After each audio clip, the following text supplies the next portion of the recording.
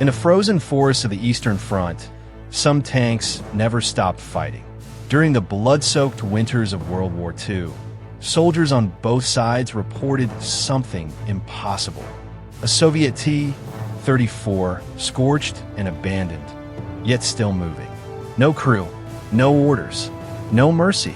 Tonight, we follow its trail. Through declassified files, whispered testimonies, and encounters too terrifying to forget. What is the truth behind the Phantom tank?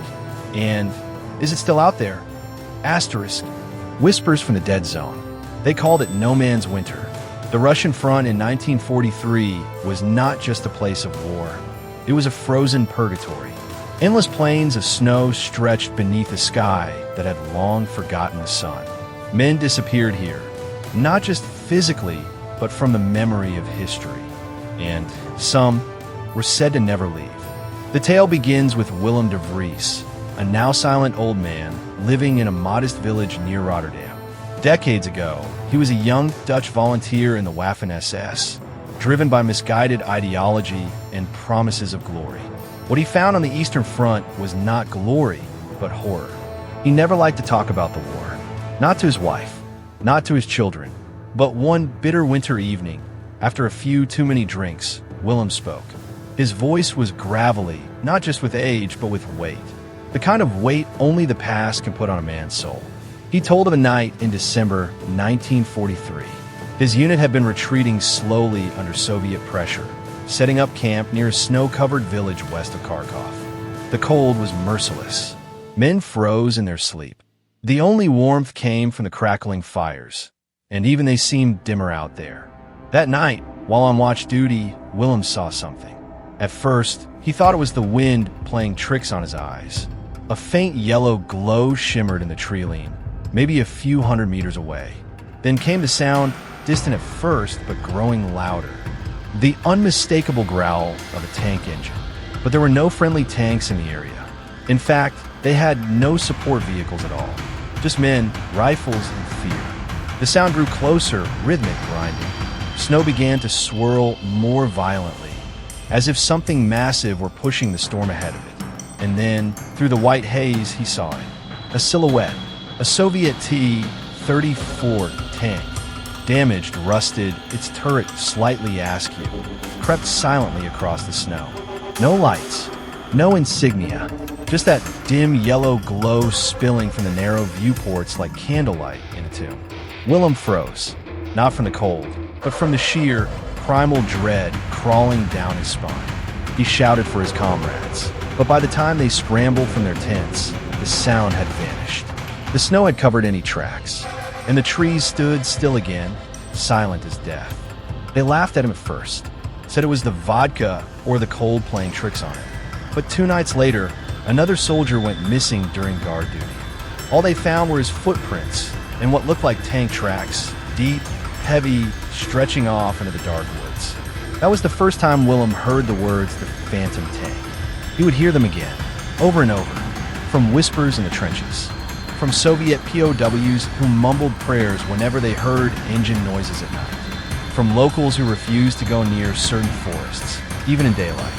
Years later, long after the war, long after he had buried his medals in the backyard and tried to become a man of peace, Willem still dreamed of that night. He said he could still hear the engine sometimes, when the wind blew just right. As if the ghost of war hadn't forgotten him. As if something was still out there, still fighting. The roar beneath the snow. 3 nights had passed since Willem first saw the Phantom tank. The men of his unit had started to whisper when they thought no one was listening. At first, it was nervous laughter, jokes to chase the fear away. But now, something had changed. Their eyes were more alert, darting into the tree line every few seconds. Even the veterans, those who had seen the horrors of Stalingrad, kept their weapons closer at night. It was snowing again. Thick, silent flakes fell like ash, muffling every sound. The world felt dead. Time seemed to slow under that endless white sky. And then came a sound. At first, it was so distant, Willem thought it was thunder. But thunder doesn't rumble in rhythm. This did. Grind. Roar. Grind. He knew that sound. Every soldier on the Eastern Front knew that sound. the low, mechanical growl of a Soviet tank engine crawling forward through snow and hell alike. But there were no tanks here, none that should still be moving. A few soldiers, including Willem, moved toward the sound. Their boots crunched over the ice-coated ground as they crept through the tree lane. The world was dark, save for the pale shimmer of the moon behind drifting clouds. And then they saw it. Through the gaps between snow-covered branches, they caught a glimpse of movement, slow, deliberate, heavy. A tank. It was unmistakable. The broad body, the shape of the turret. AT-34. But something wasn't right. There was no exhaust, no heat shimmer, no crew, no sound of voices from inside. It moved as if controlled by something unseen, something unbound by mechanics. As they watched in stunned silence, the tank rotated slightly, as if it saw them. Its turret twitched. There was no flash, no shot, just that eerie yellow glow spilling out of the viewing slit again, cutting a path through the dark snow like a spotlight from another world. The soldiers stumbled back, slipping in the snow, yelling to each other. And then, as quickly as it came, the sound stopped. When they dared to look again, the tank was gone. No tracks in the snow, no crushed bushes, nothing but silence and the whistle of the wind. One of the men, a Czech named Lucas, began muttering prayers. He said he'd heard stories of such things. Spirits bound to machines, unable to rest because they died with rage in their hearts. Old Slavic tales, reborn on the battlefields of the 20th century. They returned to camp in silence. That night, no one slept. The fire burned low, casting long shadows across their makeshift shelter. The silence was heavier than the cold. Willem kept replaying what he saw in his mind, trying to make sense of it. Maybe it was a trick, an enemy ploy, a hallucination, some strange Soviet psychological weapon. But deep down, he didn't believe that. This was something older than the war, something older than man, something that had found new purpose in the frozen hell of the Eastern Front. And for the first time, Willem wondered, not just if he'd make it out of the war alive, but if some part of him would be trapped here too, forever walking in the snow, beside that cursed machine, still fighting. The sealed files of the Red Army. In the aftermath of war, the Soviet Union buried more than just the dead. For decades, the Red Army kept detailed archives, battle plans, unit movements, names of the fallen. But buried within those cold steel cabinets were other documents, stranger ones. Documents stamped classified in thick red ink. Reports that no one wanted to read. Reports that didn't make sense. It wasn't until the 1990s, after the fall of the Soviet Union, that some of these sealed files were quietly declassified. A handful of war historians, digging through the rubble of a collapsed empire, came across something peculiar. A folder marked Neobjasnimая technik, unexplainable machinery. Inside were reports spanning from 1942 to early 1945. Scattered across them were short, urgent messages from the front lines, almost all mentioning the same thing: an unregistered T-34 tank. The first account came from a frontline mechanic near Kursk in '43. He wrote of a tank that was returned to base, badly damaged, covered in ice, its treads worn to metal nubs. But there was no crew, no identification. When he tried to inspect it, the engine flared to life on its own and roared into the woods, nearly crushing 2 men. The officer dismissed it as drunken confusion and filed it away. But the reports kept coming. From Belarus, a captain reported seeing a T-34 during a nighttime patrol. It rolled beside his men in complete silence, ignoring all hails, its lights glowing dim gold. They gave chase. The tank vanished behind a frozen hill. When they crested it moments later, there was nothing there, no tank, no sound, not even tracks in the snow. Perhaps the most disturbing file came from an officer near Smolensk. He claimed his unit encountered the ghost tank during a counteroffensive. It drove straight into enemy fire and exploded in a fireball. But when they reached the site, there was no wreckage, just blackened snow and a set of deep, perfect tank treads that ended abruptly, like something had simply vanished into thin air. The officer requested psychological leave 2 days later. These accounts were quietly moved to a separate division of military records. The cover pages were marked with terms like mass hysteria, fatigue hallucination, and propaganda interference, anything to explain them away. But the soldiers who filed them were not new recruits or superstitious peasants. They were veterans, hardened men, and nearly all of them ended their reports with the same line. It was not of this world. Whispers of the cursed T-34 spread across the ranks. Some said it was a Soviet tank crew who had been burned alive, doomed to fight forever for the motherland. Others believed it was a punishment for those who ran from battle, souls forced to return inside steel coffins, to fight endlessly through fire and frost. The Red Army never issued an official statement. But those who studied the sealed files knew one thing. The higher-ups believed something was out there. And whatever it wasn't entirely under Soviet control. When asked later why these files remained hidden for so long, a retired archivist replied with a shrug. Some truths don't serve the party, and some ghosts don't like to be remembered. Ivan's Last Stand, a Soviet tanker's tale. Ivan Pavlenko was a man of steel, both literally and figuratively. Born in a small village near Rostov, he had grown up around tractors and coal furnaces. By 1941, he was drafted into the Red Army and quickly assigned as a driver in a T-34 crew. It was dirty work, hard work, and sometimes it felt like suicide. But Ivan had luck on his side. While his comrades fell one after another, he survived Kursk, survived the brutal snowbound standoff near Leningrad, even survived getting his tank shelled twice.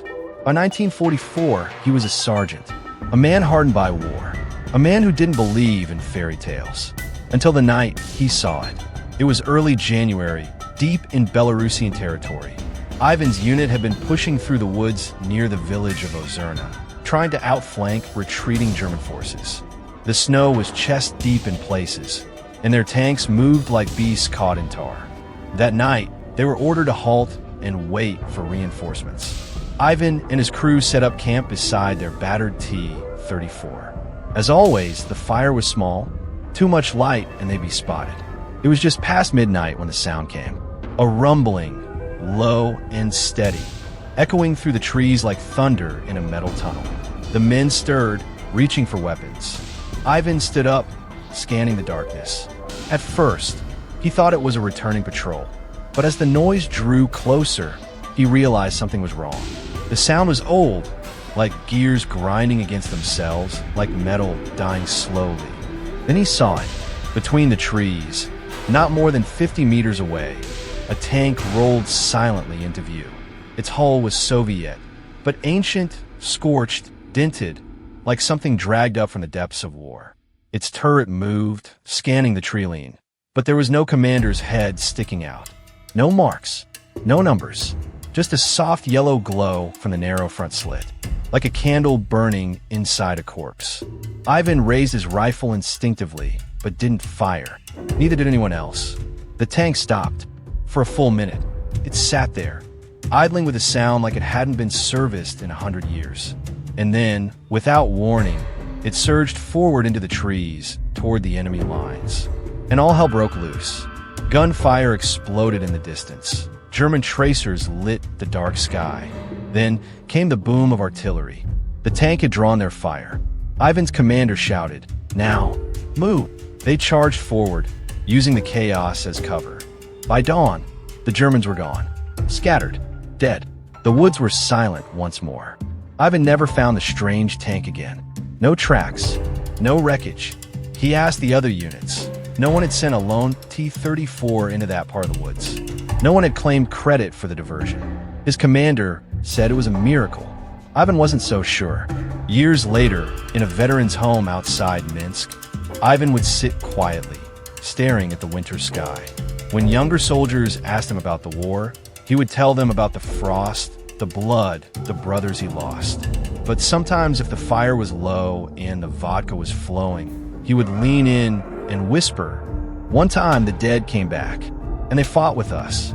Maybe they still do." And with that, he'd raise his glass, not to victory, but to something no one could name. Tracks to nowhere, or leave scars, on the land, on the soul, and sometimes even on the snow. By early February 1944, the Eastern Front was shifting. The Red Army advanced steadily westward, reclaiming forests and villages long held by the Wehrmacht. But in those forests, some things remained, things that didn't belong in either camp. Near the outskirts of Polesia, a Soviet reconnaissance patrol made an odd discovery. It was supposed to be a routine sweep. The forest was quiet, coated in snow as deep as a man's knee. The Germans had retreated days before. No resistance was expected, just trees, frost, and silence. But then they saw the tracks. Deep gouges in the snow. Tread marks, tank tread marks, long, looping, unmistakable. They cut across the path, fresh and crisp, not yet softened by wind or time. The soldiers stopped. No tank unit had passed through that area. Not theirs, not German. Their map confirmed it. There were no roads, no orders, no explanation. They followed the tracks deeper into the woods. At first, the path seemed to make sense, curving toward a frozen creek, then back toward a clearing. But then the pattern changed.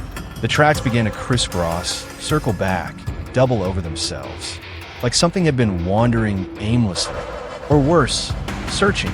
Then, without warning, the tracks ended. Just stopped. No sharp turn, no broken trees, no sign of reversal. The final pair of treads sat side by side in the snow, facing into the trees as if the tank had simply vanished. There were no sounds, no birds, no breeze, just the creaking of old branches and the sudden, deep sense that they were not alone. One soldier stepped forward and placed a hand in the tread mark. It was still warm. He yanked his glove back, wide-eyed. The others stared. It had been hours since anything metal had moved through this forest. Yet the imprint radiated faint heat, like an engine that refused to die. They returned to base immediately, shaken and silent. When a report reached the commander, he ordered it filed under unexplained terrain activity. Nothing further was done. After all, there was a war to fight. No time for ghost stories. But this wasn't an isolated event. In the months that followed, more reports emerged from units in different sectors. Always the same story. No tank sightings. Just tracks. Long, deliberate, fresh. And then, nothing. The march would stop in the middle of frozen rivers. At cliff edges. In shallow valleys with no exit. A Polish partisan group even captured a photo, grainy and blurred, showing a field with what looked like recent tank tracks that simply ended in open snow. No vehicle in sight. Some called it mass hysteria. Others said it was enemy disinformation. But those who would follow the tracks themselves didn't believe in clever German tricks. They believed in something else. Something old, heavy, persistent. A machine not bound by terrain, logic, or physics. A tank that moved without orders. Without crew. Without time. Just purpose. Sometimes, the men joked nervously about it. They'd say, "If you follow the tracks too long, you won't come back." But the laughter never reached their eyes. Because deep down, they knew war had torn a hole in the world, and something had crawled through it. Something that left tracks in the snow, but no shadow behind. Still fighting. The mechanic's forbidden story. Yakov Antonov was not a soldier. He had never fired a rifle in battle, never charged through machine gun fire or crawled through blood-soaked trenches. But in his own way, he kept the Soviet war machine alive. He was a mechanic stationed in a mobile repair unit east of Minsk in 1944. His job was simple. Fix what was broken, patch what could still roll, and send it back to the front. He worked with his hands, oil-stained and frozen stiff, day and night beneath tarps and smoke-filled tents. One morning, a transport truck arrived carrying a wrecked T-34. It had been recovered from a battlefield outside Smolensk, abandoned, scorched, and without a single record attached. No unit designation, no number, just a half-melted Soviet star on the turret and scorched metal plating that looked like it had been through hell. Yakov raised an eyebrow. No documents, no orders, just a vague instruction. Strip it for parts if you can, then destroy it. Something about the tank unsettled him immediately. The exterior was burnt, almost fused in places, like it had been hit by an inferno, not artillery. The hatches were melted shut from inside. The engine casing was warped, yet somehow intact. He started with the basics, checking the turret mechanism. As he reached toward the tank, a low metallic groan echoed through the depot. He froze. The engine, dead for who knows how long, began to click, then hum, then growl. He stumbled backward as the T-34's ignition flared to life, coughing smoke through its shattered exhaust. The steel beast shook violently, its turret jerking once, then twice, as if something inside it was still trying to fight. And then the sound came. It wasn't the engine. It wasn't metal grinding.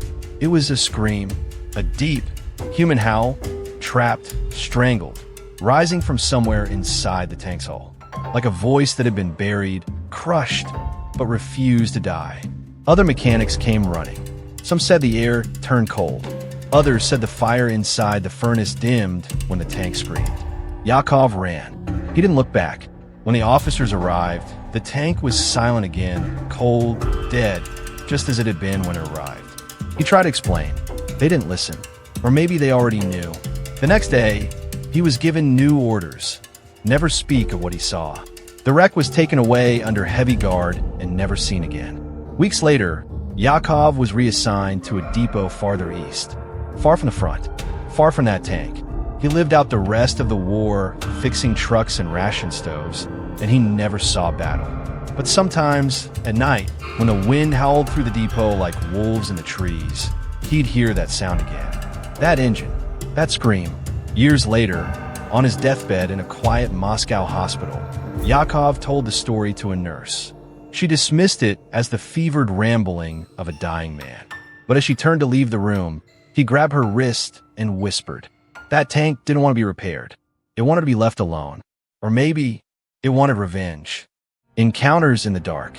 They were called the Schattenschläger, the Shadow Company, a hardened Wehrmacht unit sent to patrol the eastern forests where Soviet resistance was rumored to be regrouping. It was January 1944, deep in the Belarusian wetlands, where the trees stood like frozen skeletons and the snow muffled even the sound of breath. The Shadow Company was feared by the enemy and respected by their own. Ruthless, efficient, superstitious. On the 14th of January, they vanished. The last radio message from them came just after midnight. A garbled report. Strange engine sounds, movement in the trees, something big approaching their encampment from the north. Then silence. At first, High Command assumed it was Soviet sabotage. A counterattack. Ambush maybe. They sent a recon team the next morning. What they found defied logic. The camp was gone but not destroyed. Simply emptied. Tents collapsed. Rifles left in the snow. Personal effects untouched. No signs of struggle. No bullet casings. No blood. And yet, not a single man remained. But that wasn't the strangest part. Cut across the snow were deep, jagged tank tracks. One pair, moving in a slow, looping circle around the camp. It was as if a single vehicle had crept through the trees, surrounded the men, and then, taken them? The tracks didn't lead in or out. They simply started a few meters away from the perimeter and ended in the center of the camp. There in the snow, they found dozens of footprints. Then nothing, just an empty clearing, a perfect silence, and the fading smell of oil. The recon team didn't linger. They returned with a simple report. Unit lost. Equipment intact. No trace of enemy. But within the ranks, the rumors began to spread. Whispers of Soviet weapon. No crew, no tracks, no mercy. Something that hunted at night. Something that stalked the shadows.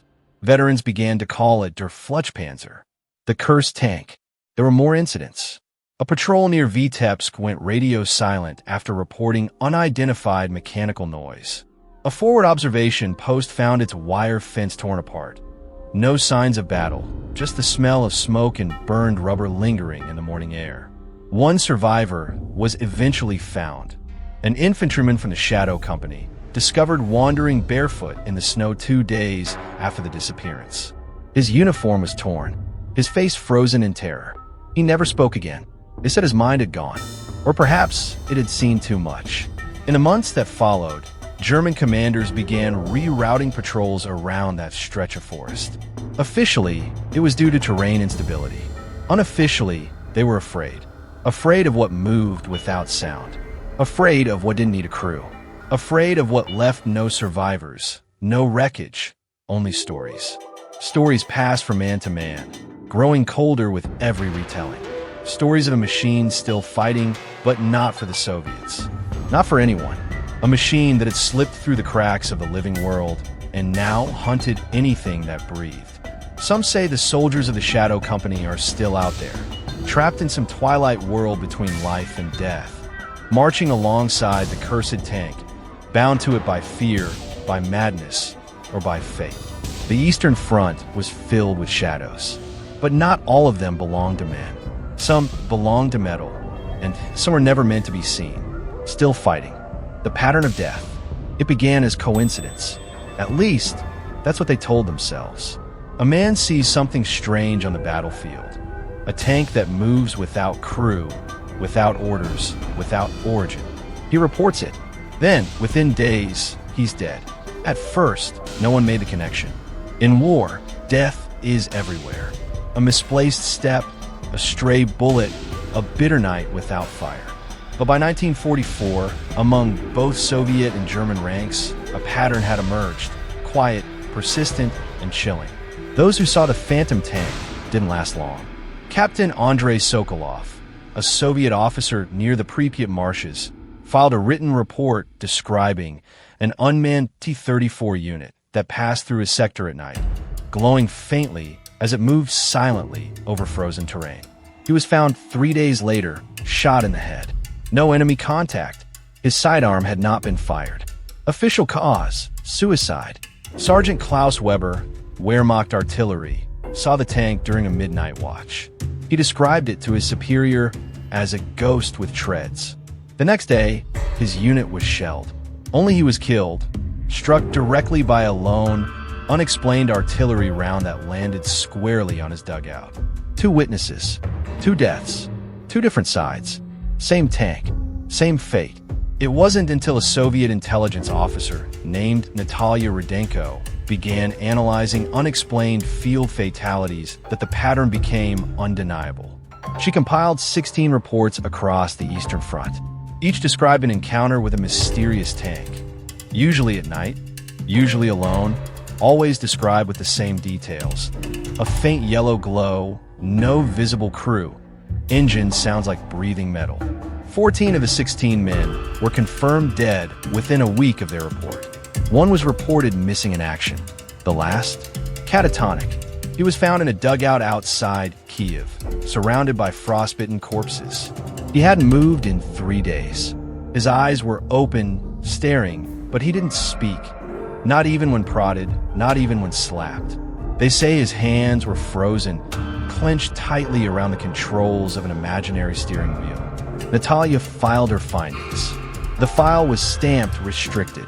No follow-up, no acknowledgement. But by then, the story had already grown teeth. They said the tank marked its witnesses. That seeing it meant your time was short. That something followed you after. Not a bullet, not a bomb, but something colder. A shadow that hung just behind your shoulders, waiting. Veterans began to whisper a grim superstition. If you see it, don't speak of it. Don't look for it. And never, ever follow the tracks. Those who did vanished. Those who stayed behind often found the tracks circling back around their tents, their trenches, their homes. There were even whispers among high command of officers disappearing without trace. Men who reviewed the sealed reports. Men who laughed off the warnings. Men who never laughed again. It wasn't just a weapon, they said. It was a judgment. A machine not bound by war, but by death. And it had a rule. Those who see must join. Some tried to burn the reports. Others tried to hunt it. But nothing stopped it, because it wasn't hunting soldiers. It was gathering them, building a new kind of crew. In the fog, in the frost, in the silence between battles. Still fighting. The crew that never left. The official stories said it was a ghost tank. A machine cursed by war, rolling endlessly across frozen ground, guided by nothing but hatred and memory. But what if it wasn't empty? What if something was still inside? In the winter of 1945, as the Red Army closed in on East Prussia, rumors spread of a battle that never happened, but left a trail of wreckage as if it had. Outside the village of Ostrowiec, a platoon of Soviet soldiers arrived to find German vehicles destroyed, burned out, their crews charred inside. But no bullet holes, no tank shells, just blackened steel and shattered mines.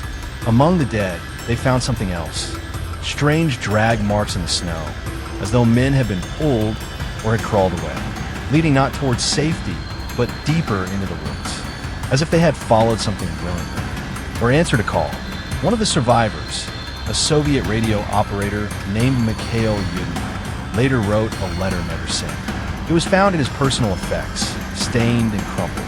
It read, "I saw them through the smoke, for shapes barely human, faces burnt, but eyes glowing behind shattered visors. They moved around the tank like shadows, fused to steel.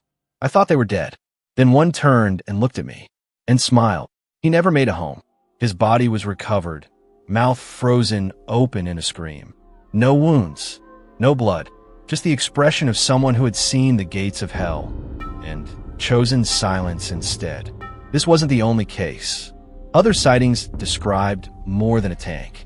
They spoke of figures standing on the hull as it rolled by, silhouettes fused to machine, torso shapes visible through cracked viewports, hands clawing at the inside of sealed hatches, not trying to escape, but trying to stay inside. One German POW, captured near Königsberg, refused to eat or sleep for days. When questioned, all he said was, "They're still in there. They didn't die. They just became part of it." He was never interrogated again. Some said the original crew had burned alive in a malfunctioning T-34 at the start of the war, locked inside, screaming for help as the engine cooked them alive. And somehow, they never left. Their rage, their terror, their dying breath had fused with the metal, with the war itself. Now, the tank moved not by engine or fuel, but by will. A cursed will, a desire to fight, to destroy, to repeat their final charge over and over, never reaching the end, never being released. Still fighting. Others whispered a darker idea, that the tank wanted a new crew, that it was seeking replacements. And every time it appeared, every time someone went missing, the number inside grew. By the end of the war, sightings stopped. But every so often, in the dead of winter, in forests no longer on maps, someone hears the distant hum of a tank engine, groaning like a wounded animal. See the snow swirl unnaturally. Feel the earth tremble beneath treads that shouldn't be moving. And if you look closely enough, if you dare, you might see faces in the glow.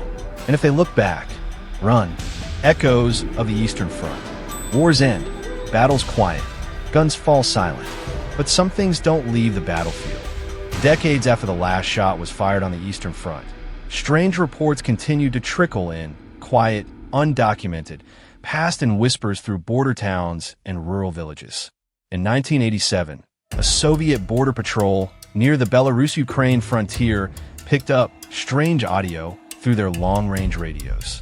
It wasn't enemy chatter or local interference. It was the unmistakable sound of a tank engine. Low, rhythmic, mechanical, moving slowly across terrain that hadn't seen combat in over 40 years. They triangulated the source to a forested area near the old battlefields of Smolensk. When they sent a recon unit, they found nothing, no tracks, no movement. But one soldier claimed to see a flicker of light between the trees. Yellow, faint, gone in seconds. In 1993, a NATO patrol operating near Kaliningrad during a joint training exercise reported visual contact with an antique armored vehicle matching the design of a World War II-era Soviet T-34. It moved without noise, rolled through a fog bank, and vanished before they could pursue. The report was classified, disbelieved, forgotten. In 2006, a hiker in Western Russia posted an anonymous blog entry. He described a strange encounter during a winter trek, a burned-out tank sitting alone in a frozen clearing. Inside, he claimed, were rusted helmets and scorched human remains, fused to the driver's seat, as if melted into the steel. When he returned with authorities the next day, The clearing was empty. No tank, just faint impressions in the snow, like something had rested there and moved on. People laughed, called it an urban legend. But those who had served on the Eastern Front, those who had seen the strange lights, heard the mechanical wail of metal and memory, knew better. Because war doesn't just end, it echoes. The forests of the Eastern Front are silent now. But if you go deep enough, if the snow is falling just right, and the fog thickens like breath from the dead, you might hear it again. That distant groan of treads over frost. That humming engine lost to time. That low, burning whisper of ghosts who never got to surrender. And if you stand very still, you may even see the tank. Not in full, just the edge of it, just a glow. And then maybe faces behind the glass. Not angry, not vengeful, just tired. Still in uniform, still trapped, still fighting. Some say the war is over, but in some corners of the world, it still rolls on. Some machines die with the war, others don't. Thank you for joining us on this cold journey through history's darkest shadows. If this story haunted you, subscribe for more, because on this channel, the war is never truly over. This is Wartime Shadows.